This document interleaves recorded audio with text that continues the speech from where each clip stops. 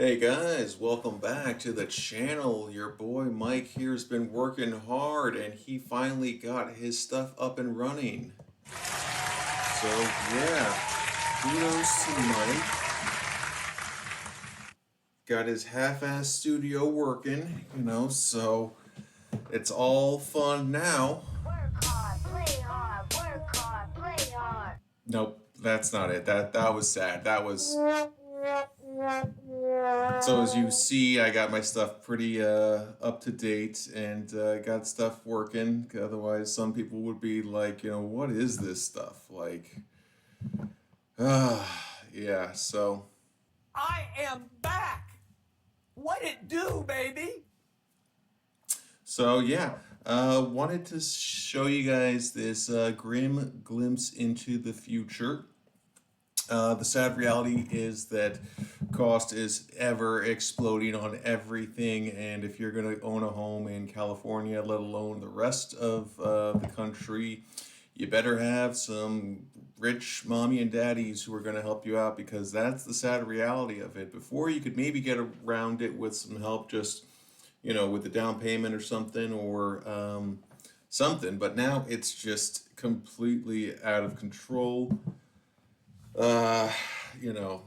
It's just like, it's just beyond unaffordable. It's just, I think we've said this many times, but I've said this many times, but yeah, new development literally right behind us, that's $1 million homes. They're calling bungalows, which to me does not sound like $1 million homes at all, but yeah, they want $1 million for these homes. I'm sorry. It's and it's hilarious. They're trying to act like you get access to this lovely park. I'm like, Hey, bro, come on now, dog. Come on. that's our park in our neighborhood, but they're gonna like segue like a path into our neighborhood and stuff. So just wild stuff. But yeah, that's life. So like I said, wanted to just kind of talk about the sad reality of the fact that between the fact that no one's saving nearly the amount of money they're saving because the cost of living, we keep running into the same economic typhoons every 10 years or so, and the fact that everyone's divorced, so there goes our dual income, which essentially is makes retirement an actual possibility for the common people, and yeah, retirement's not in the game anymore. So with that being said, here's some real talk, and let me know what's up. We'll go over it together, and let's see if some of this stuff jives. No safety net for the elderly. Bills are harder to pay because everything costs more. I grew up very poor, and part of what drives me right now is that I don't want to be poor again. I've actually gone down that. I've had, a nice inheritance. I was foolish. I lost it. And I honestly think that's one of the best things that ever happened to me, that gave me the mindset that I have today, is that you have to lose it all to really appreciate and respect money, to, to keep hold of it. Know what it feels like. As soon as you start working, plan for retirement.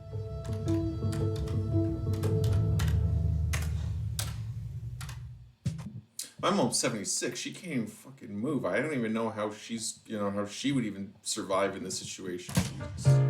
I've worked since I was 15 and a half. I've been a cocktail waitress. I've driven a catering truck. I've worked in cable TV. I started as a professional drummer. I did that for about 15 years. I used to have my drums right by my bed so that I could just get out of bed in the morning and start playing, which drove my parents crazy. Nursing, I never really thought of as a career. It was like process of elimination. I don't want to be a secretary. I don't want to be a teacher. I do want to help people. So nursing was a job that I could do. I got my degree in mathematics. Then I got recruited by General Electric to become a computer programmer. Computer science was a very new field, But it was exciting because we were in such demand that companies would essentially bid for you. After I left music, I went into healing work. I had a very active practice in Houston.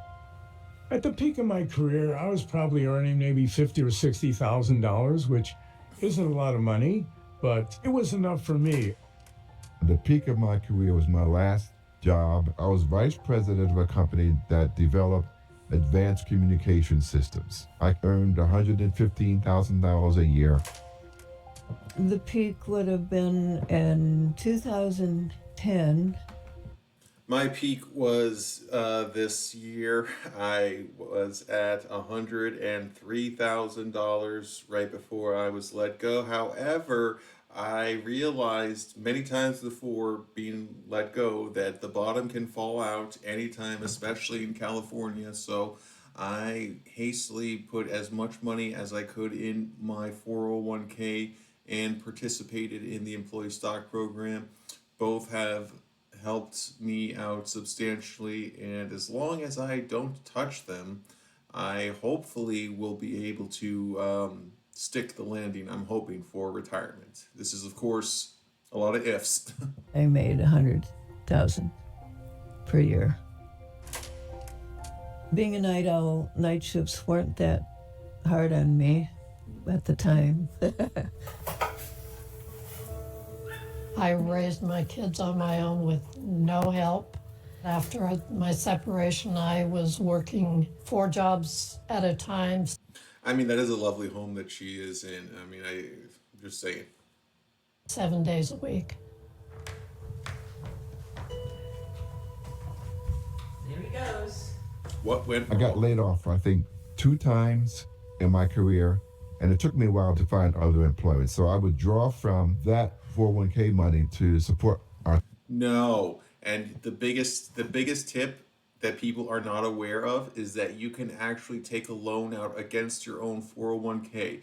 Do this, people. Take a loan against your own 401k and pay yourself the interest rather than just pissing it away, okay? Cells. Thank We you. turn on more light? Oh, he doesn't need it.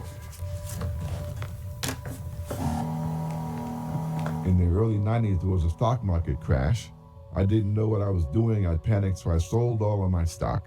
I might have a degree in mathematics, but it doesn't mean I'm financially literate. I decided I was going to sell my house and move to Texas, so I did sell the house, and that was right at 2008 or 9, and the people that were buying the house lost their jobs. It fell out of escrow, and I'm still here. I lost all the equity in my house, and it took quite a while for it to come back up.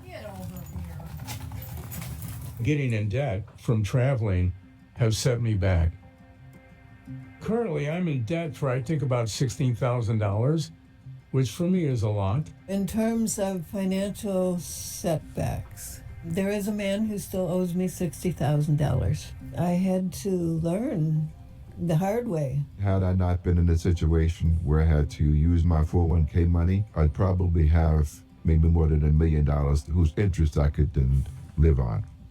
And I try not to think about it because I'd wake up in the middle of the night screaming, "What did you do?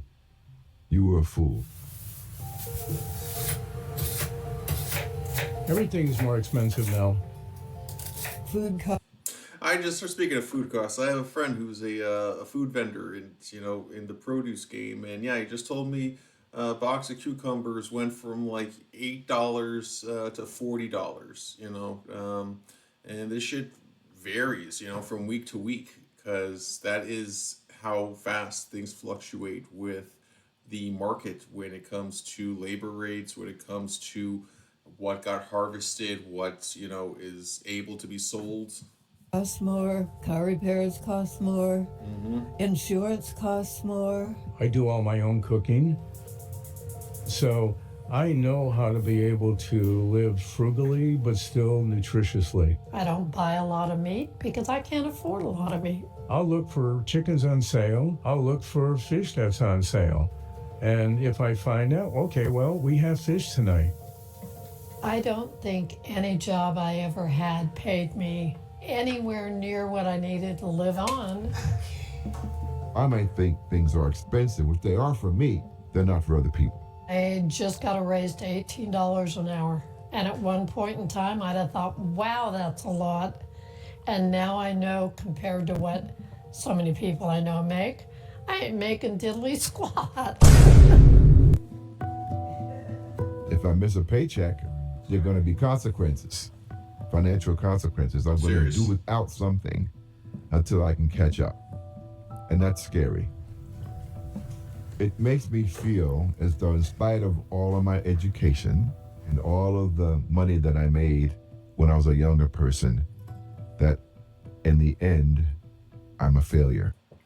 And that's what this country does to us, that we're all valued on just our dollars and what we have accomplished. And this country is just bullshit, because if all you want to look at is the dollars and cents, yay, 50 billionaires were minted this year thanks to Anthropic and other AI, companies. Meanwhile, I saw the biggest load of crap, because we were watching Jeopardy last night and they were trying to sell the idea that you can go to college right now and get an AI machine learning degree and then just go get a job in AI, apparently. And I was, me and my wife were just laughing, like, yeah, those jobs aren't going to be automated out, or there aren't going to be actually well-qualified applicants who are going to just take all the jobs before you even get any experience. Jeez. And, they just keep selling the same dream. Instead of, being an accountant now, it's just be an AI engineer, and it just feels like it's the same dream, just repackaged. Working to pay the bills. Professionally, I'm an advisor and I'm a life coach. So I just work with Life coach. Oh, God. Oh, brother. Oh, God. I'm sorry. When I hear life coach, no. I hear Wes Watson when I hear life coach. people from anything to couples counseling to addiction Are you a licensed marriage family therapist? If you're doing counseling and therapy, I just want to know, are you like clinically trained? counseling. Okay, that was the last one. In 2010, I retired from hospital nursing, but Social Security is not enough for my lifestyle. So I started driving for Uber in 2016. I'm working part-time as a substitute teacher. I work about three to 4 days a week. That's $154 a day. If I need something more, I'll just work another day. Had I not decided to go back to work, we would have had to sell the house. Uber driving is the quickest way of getting extra income to cover my bills. I have not had a speeding ticket for 3 years, which I'm very proud of. I have a Mazda 6 now, which is bigger than the biggest car I've ever had. Backup cameras are such a blessing. Mm-hmm. I try to make at least $250 a week. I just wish I had enough passive income that I could do whatever I wanted without trading hours. Without having to worry and lose sleep and realize that there's always another bill to be paid, because that's all we're doing is trading our time for money to be able to sleep well. And yeah, I know all about that. To not having the funds will definitely hurt your peace of mind, and it will definitely cost you sleep. And then when you don't have sleep, you're walking around like a drunk person. You feel like your brain is like halfway underwater, sloshing around. It's so messed up. For dollars. I'm administrative assistant. It's phones, it's filing, it's data entry, it's a little bit of everything. My Social Security takes care of my house payment and my insurance and the basics. And if I want to eat or do anything else, then I work and bring in more money. old This is disgusting. This is what we're doing. We are literally just getting the last ounce of blood out of people to just pay the piper, to just go on as business as usual and say that nothing's wrong, everything's fine. Just keep on slaving away. older people are more invisible, are not taken seriously. As an older woman, I can tell that it's easier for people to try to ignore me. I'm just as guilty of that. When I go to the grocery store and I'm at a store, and I understand it, their mobility is a lot less, than that of a person under the age of 55, right? So, I feel bad, but at the same time, I'm not pushing them out of the way. I'm patiently waiting my turn to, go around them. But yeah, I definitely know what she's talking about. That people are just basically politely waiting to shove them aside. A lot of us do feel good enough to keep working, but there are no jobs for us. I think at 80 plus years old, it is impossible to find a job. I would interview, and never get hired. If you're not extremely careful, your age comes through in that application. Hey man, that's what we gotta focus on, and not this doom and gloom shit. We need to focus on what gives us passion, what gives us joy. Ikikira, ikigari, I believe is the Japanese term, and that's basically you find the passion, you find the joy, you find what you're good at, you find what the world needs, you find what makes money, and that is how you find purpose in this world. Because through passion comes joy, and through those two things, you're typically building your own business, and that's what we all need to strive for. It's not going to be easy. We all got to find our niche. I'm still trying to find mine. I love dogs. I love animals. I'd love to, start my own mobile dog grooming business. But of course, you need experience. You need the tools. You need a $70 to $150,000, work truck for the mobile grooming business. And that's just, I'm scared. That's the reality of the situation. Who isn't scared to take on a loan that could possibly end their home ownership? Because you can't just take on debt like that and not put anything up as collateral, right? That's who's gonna give you that loan, right? If you can't nothing to put up for it. So yeah, I just think we just need to keep working hard as we can, and just keep focusing on what we want to do in this world, rather than spinning our wheels, running on the hamster wheel, and just trying to benefit our bosses, because they're going to say, well, why aren't you passionate about this? Or these kids don't know how to work anymore, and so on and so forth. But here's the reality: your job is not the same passion as my job. That's wonderful that you started a business doing what you love, but what you love to do is not necessarily what I love. So to equate that me doing the same as you would do is not necessarily the truth. So I hope some of this resonates. I hope you guys have, take care of your parents, because, they took care of us all the way up to this point. Life's not going to get any easier. It's not going to get any cheaper. I mean, sure, inflation might slow down, but hey, I don't gotta show you, the headlines. Gold's gonna be $5,000 by 2026. Silver keeps hitting all-time highs every day.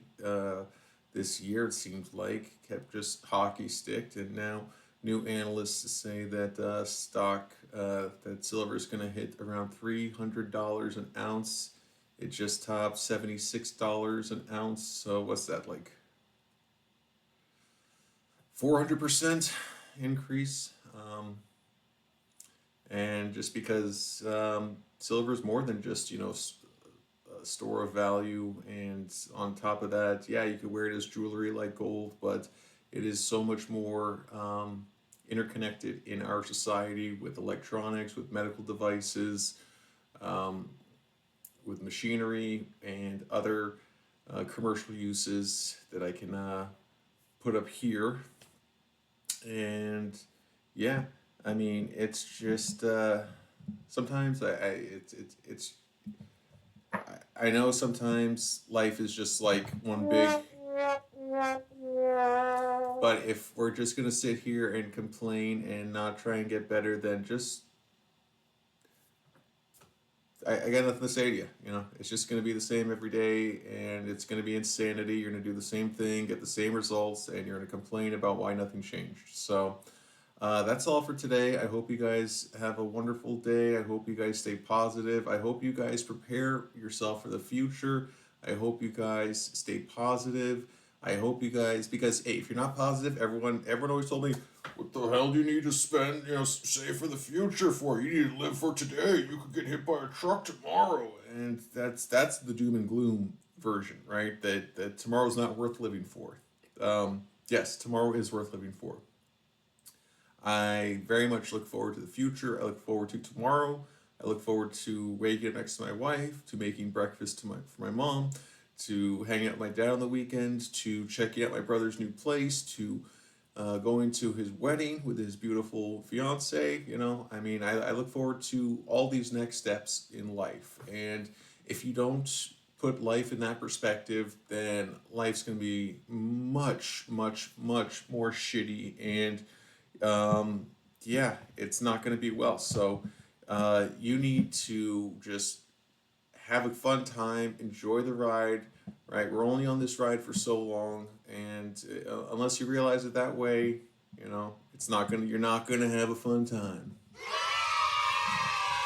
All right, so stay strong, stay positive. I love you guys.